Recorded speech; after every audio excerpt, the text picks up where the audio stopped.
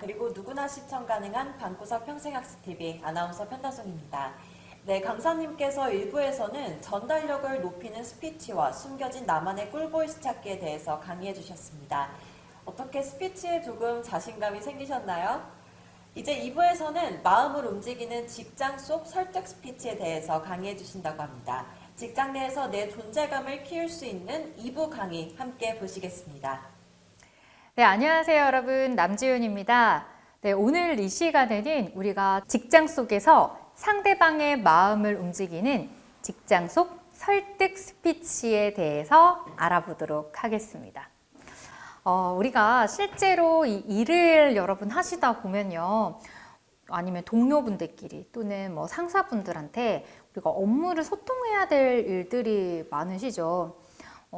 또는 이 업무뿐만 아니라 뭐 지인이나 가족들 사이에서도 우리가 뭐 이렇게 여행 계획이나 뭐 어디를 갈까 할 때도 사실 내용 정보를 주고받는 것도 마찬가지로 뭐 업무 소통과 비슷한 패턴을 보이는 걸 우리는 알 수가 있습니다. 그래서 오늘 이 시간에는 어떻게 하면 나의 의견을 상대방한테 조금 더 명확하게 잘 전달을 할지, 서로 또 얼굴 붉히는 일 없이 의견을 자유롭게 또 편하게 주고받을지 이 몇 가지의 화법을 알려드릴까 합니다. 우리가 같은 말이라도 이 아다르고 어다르다고 하잖아요.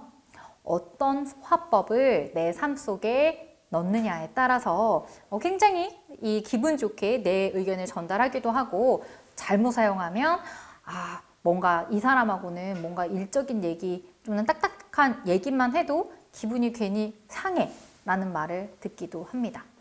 자, 그러면 우리가 기분 좋게 이 서로의 의견을 주고받는 몇 가지의 화법의 팁 알려드리도록 할게요. 우리가 보통 이 보고를 받을 때요. 또 여러분이 뭔가를 업무를 누군가한테 부탁을 했어요. 근데 이제 보고를 받아야 되잖아요. 또 어떤 보고 스타일이 답답해. 이럴 거면 내가 알아봤지.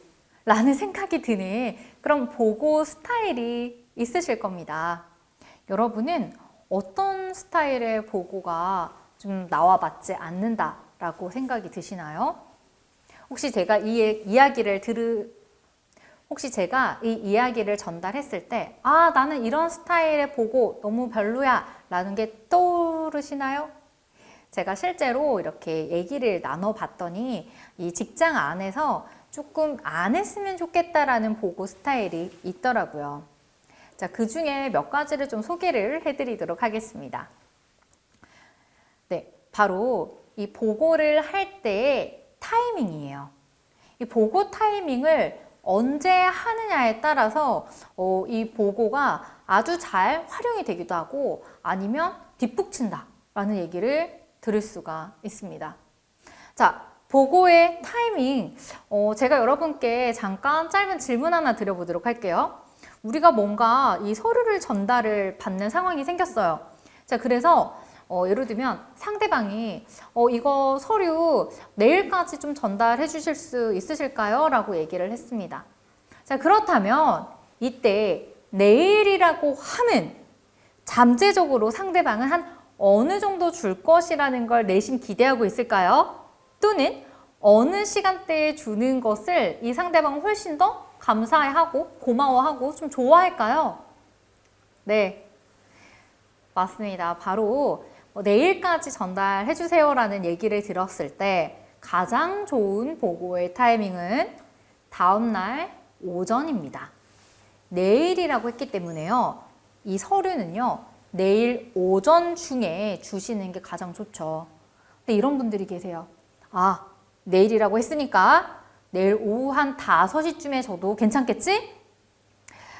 이 말로만 봤을 때는 사실 뭐 잘못한 행동이라던가 틀린 거는 아니에요.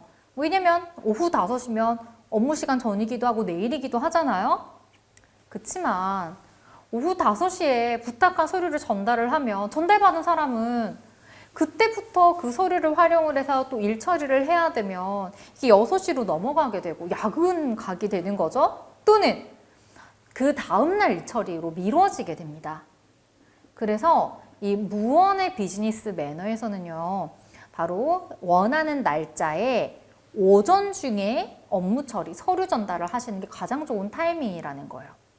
그러면 아무리 생각해도 오전 안에 일이 끝나지 않을 것 같다. 그 원하는 뭐 제품의 전달이라던가 또는 서류 전달이라던가 그런 것들이 안 될 것 같다라고 하면 어떻게 하면 좋을까요? 그냥 모르는 척 오후 5시쯤에 오후 6시 안에 그냥 전달하면 될까요? 아닙니다. 그럴 때는 상대방한테 말을 하는 거예요. 제가 되도록 제가 내일 오전 중에 전달을 드리고 싶었는데 이게 지금 스케줄상 아무래도 내일 오후 한 5시쯤은 돼야 될 것 같습니다. 괜찮으실까요? 라고 하면서 한 번쯤은 이렇게 여쭤봐 주시는 게 서로 굉장히 기분 좋은 이 소통을 하실 수가 있어요. 그래서 꼭 그렇게 한번 얘기를 해보시길 권장드립니다. 그리고 타이밍 중에 하나는요, 정말 저는 정말로 중요하다고 생각하는 건데요. 중간 보고를 하는 거예요. 중간 보고의 타이밍을 꼭 지키시길 저는 적극 추천드려요. 왜냐하면 자, 이번 프로젝트 한번 진행을 해보자. 또는 이거 어디 고객한테 이거 보내야 한다. 일 처리 시작하자. 자, 이렇게 됐어요. 근데 이 부분이 한 2주 정도 걸리는 작업인 거예요. 2주. 자, 그런데 2주 동안 아무 말도 안 하다가 2주쯤에 이거 업무 요청하신 부분 이거 완료했습니다 하고 2주 뒤에 만약에 업무 이거를 뭐 작업물이나 완료 결과물을 보여줘요. 물론 한 번에 한 큐에 패스 통과 이렇게 되면 너무 좋겠죠. 이거는 둥글게 누구나 좋은 그런 우리가 원하는 상황이에요. 하지만 일을 하다 보면 결과물을 봤는데 이거는 내가 이렇게 방향을 생각한 거 아닌데 A 말고 B 방향으로 하라고 했는데 왜 A로 했나요? 라는 얘기가 나올 수도 있고요. 또는 원하는 대로 요청을 했지만 근데 여기서 이것만 더 추가했으면 더 좋겠는데 라는 말이 나올 수가 있겠죠. 그러면 그 작업물은 2주에서 지금 마무리가 되는 게 아니라 거기서 또 한 일주일은 더 걸릴 수 있다라는 거. 그래서 중간 보고가 정말로 필요해요. 한 2주 정도 걸린 것 같다 싶으면 한 일주일 정도쯤에는 중간 작업물을 서로 소통하는 겁니다. 제가 요청 주셨던 부분 이렇게 방향으로 했는데 이 방향으로 계속 진행드리면 될까요? 라고 얘기를 하는 거예요. 이렇게 했을 때 와, 이 사람 일 정말 잘한다. 배려심 있다. 꼼꼼하다. 라는 얘기를 듣게 되지 않을까요? 그래서 타이밍에서는 바로 이 중간 보고의 타이밍도 지켜주셔라. 자, 정리 한번 해볼까요? 타이밍 하면 기억하는 거 제가 2가지 알려드렸죠. 네, 바로 첫 번째는 어떤 업무 요청 날짜에 그 날짜에 뭐 업무 시간 전에만 전달하는 것이 아니라 그 요청하는 날짜 오전 중에 되도록 전달을 해주시는 게 좋은데 그게 안 될 때는 미리 양해를 구하는 말씀을 하시면 더 좋다라는 거. 그리고 두 번째, 네, 바로 중간 보고를 하자입니다. 자, 그리고요, 제가 이렇게 현장에서 어떤 보고 스타일이 좀 맞지 않아요? 라는 질문을 하면 그 다음에 많이 나오는 얘기가요, 바로 결론 없는 보고입니다. 이거에 대해서 한번 알아와줘 라고 얘기를 했는데 뭔가 이래서 안 된대요. 이래서 안 된대요. 근데 이거는 돼요. 라고 했을 때 그냥 어떤 팩트만 나열하는 나열식의 어떤 업무 소통보다는 좀 그 사람의 생각이 담겨있는 아이디어가 담겨있는 보고를 원한다라는 거예요. 그리고 뭔가 진행했을 때 이거 A 알아봤는데 A는 안 된대요 라고 끝나는 것이 아니라 A 알아봤는데 A는 안 된다고 합니다. 그래서 혹시나 해서 제가 B 플랜을 한번 알아봤는데 이렇게 한번 진행해 보는 것도 어떨까요? 라고 하면서 이렇게 자신의 생각을 넣는 거죠. 또는 알아봤는데 A와 B가 둘 다 가능한 거예요. 자, 그러면 네, 알아봤더니 A 가능했고요, B 가능하더라고요 라고 끝 해버리게 되면 그 다음에 A, B 중에서 하나를 선택해야 되는데 그 선택의 결과 또는 선택을 해야 되는 사람의 입장에서는 또다시 생각을 해야 되겠죠. A는 이래서 이렇고 B는 이래서 이렇고 그러면 이거는 또 일을 중복으로 하게 되는 거잖아요. 실제로 조사를 한 사람이 훨씬 더 잘 알겠죠. 그 일을 처리한 사람이 더 잘 안다라는 거예요. 그래서 일 잘하는 일잘러들은요, 제가 알아봤는데요, A와 B 둘 다 가능하다고 합니다.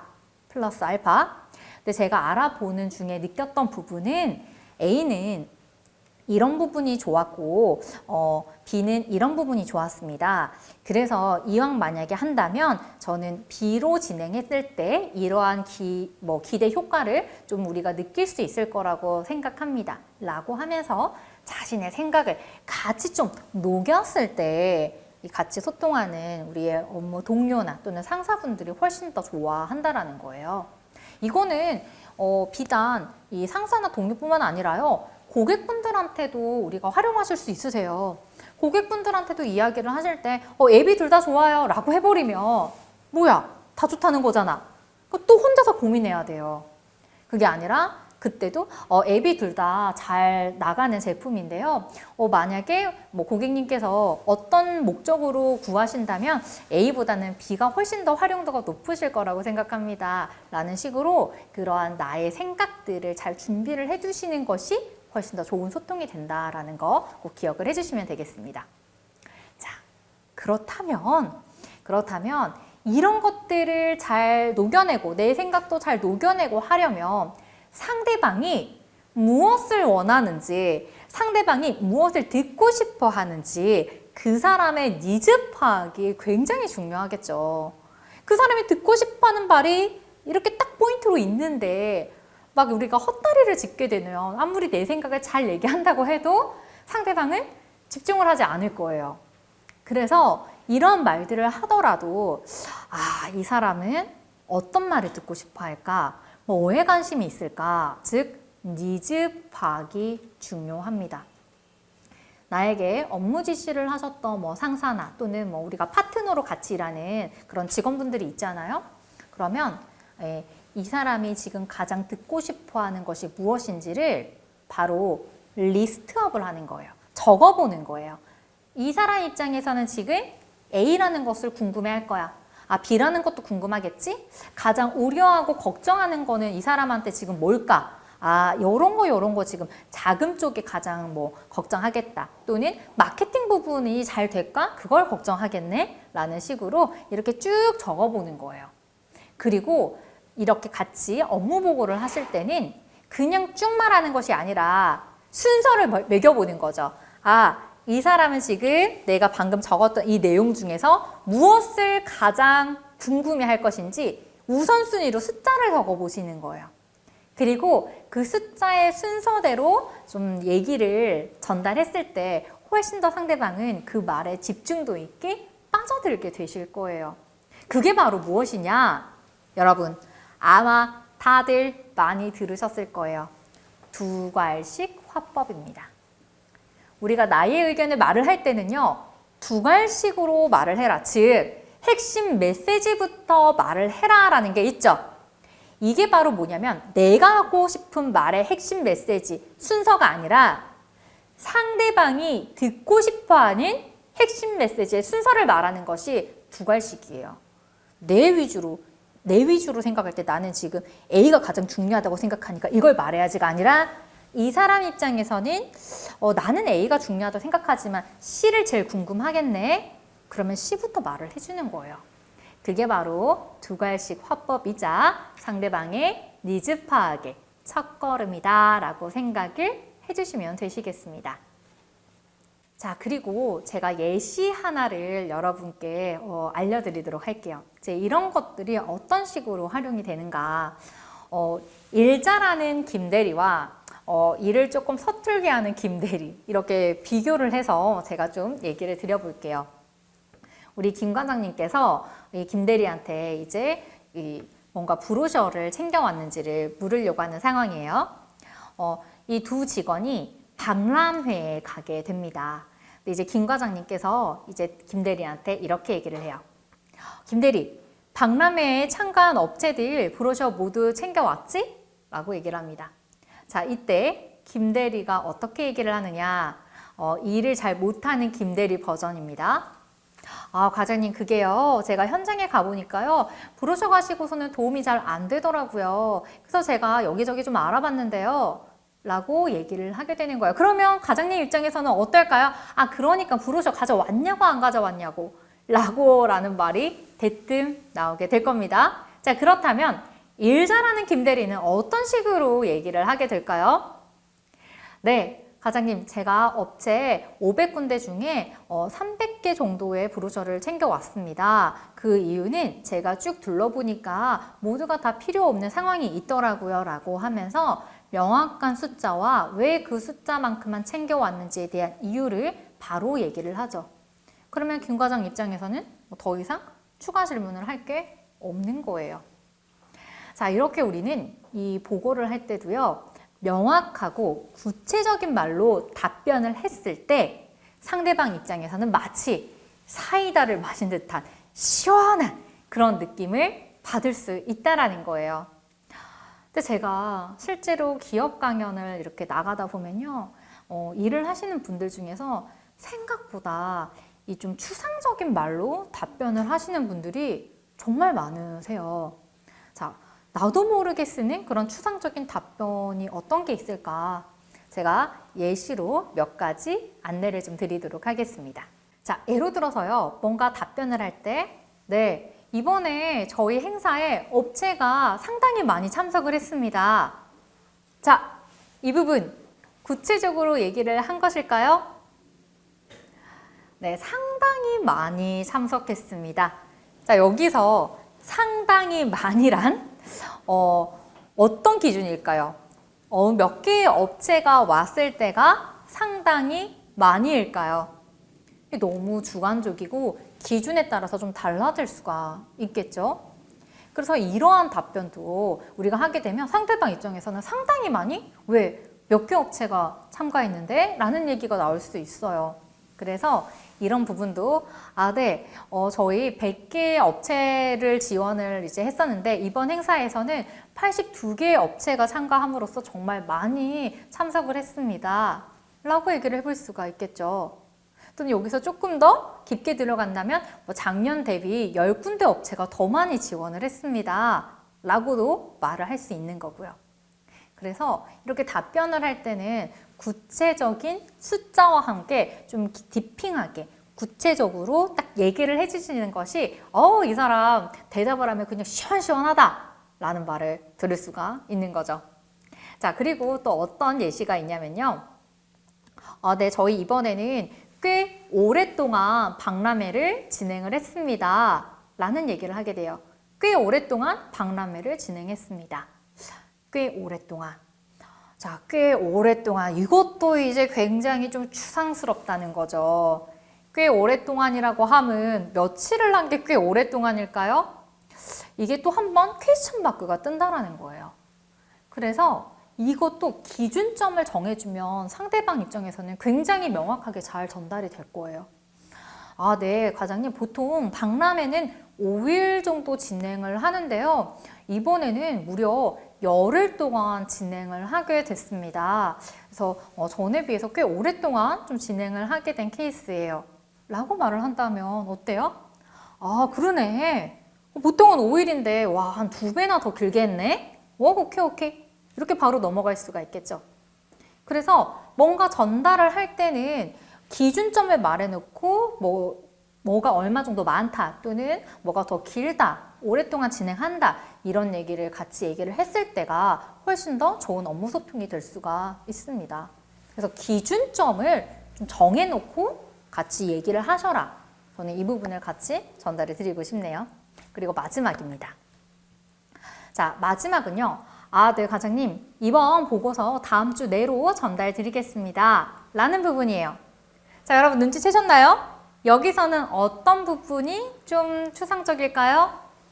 딩동댕, 바로 다음 주 내로입니다. 여러분, 상대방이 네, 다음 주 안으로 전달 드릴게요 하면 여러분 어때요? 다음 주면 언제지? 화요일? 수요일? 금요일쯤 돼야 받을 수 있나? 이런 생각 들지 않으세요? 네. 그래서 다음 주 내라는 말도요, 좀 더 구체적으로 말을 해주면 좋겠죠. 네, 과장님, 저 이번 보고서 그럼 다음 주 수요일 오전 중으로 전달 드리도록 하겠습니다. 라고 얘기를 하는 거예요. 또는 이렇게 얘기하는 것도 괜찮아요. 다음 주 수요일 오전 중으로 좀 전달해 드리고자 하는 게 계획이기는 한데 여러분도 좀 뭔가 확실하지 않은 거예요. 이게 수요일이 좀 넘어갈 수도 있을 것 같은 거죠. 자, 그렇다면 이렇게 설명을 하시는 거예요. 아, 네, 과장님.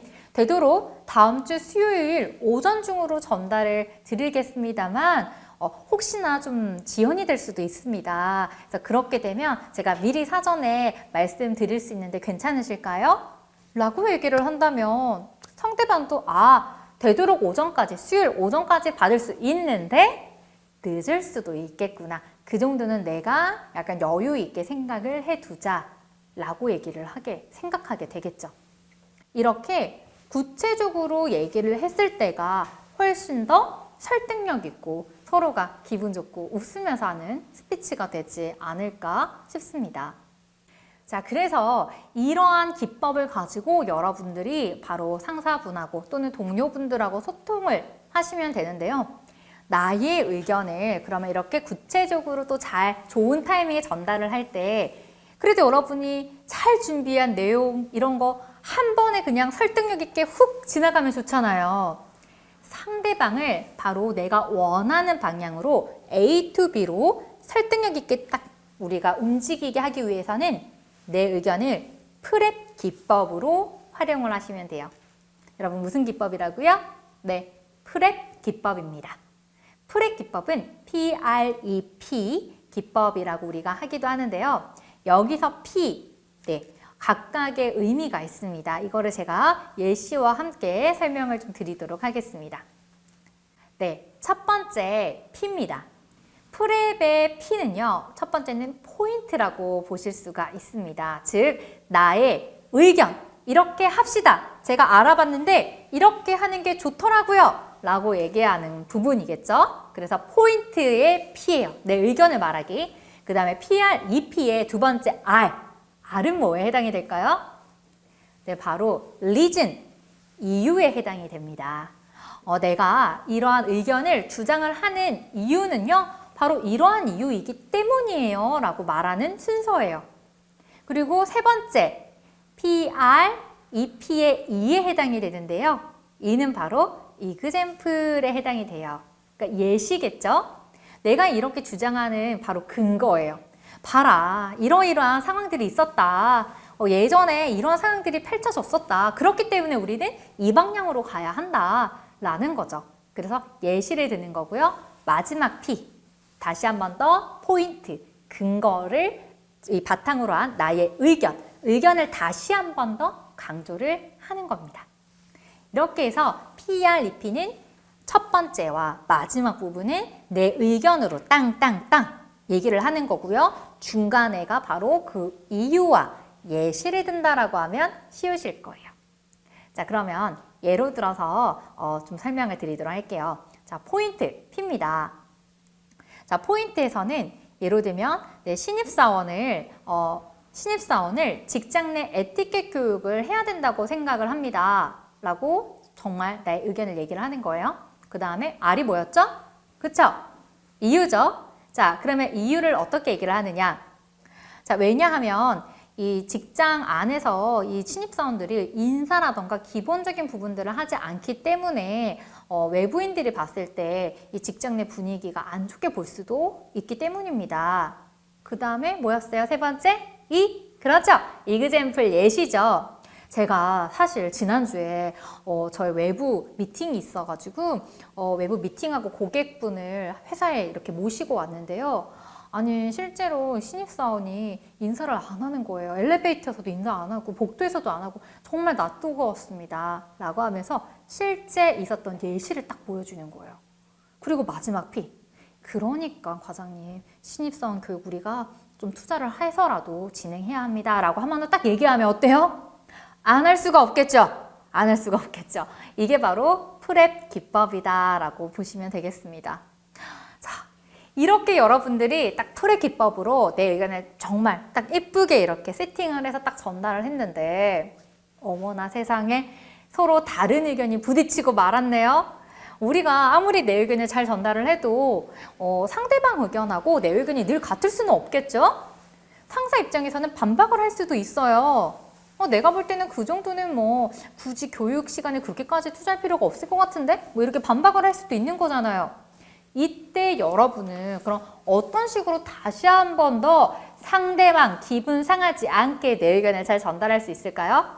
네, 바로 요 합법만 기억하시면 됩니다. 자, yes and 청유형 합법이에요. 저의 마지막 선물 합법입니다. 여러분 뭐라고요? yes and 청유형입니다. 자, 이렇게 의견을 주고받다 보면요. 서로 다른 의견이 나와요. 그러면 우리는 평소 습관이 어때요, 여러분? 가족분들하고도 얘기하실 때 나는 예를 들어서 이따가 우리 저녁에 삼겹살 먹자 이렇게 얘기를 했어요. 근데 저쪽에서 나 오늘 삼겹살보다는 그냥 치킨이 땡기는데 이렇게 얘기를 하면 근데 오늘 같은 날에는 비 오고 삼겹살 먹어야 돼. 이렇게 바로 나오지 않나요? 근데라는 말을 우리는 많이 써요.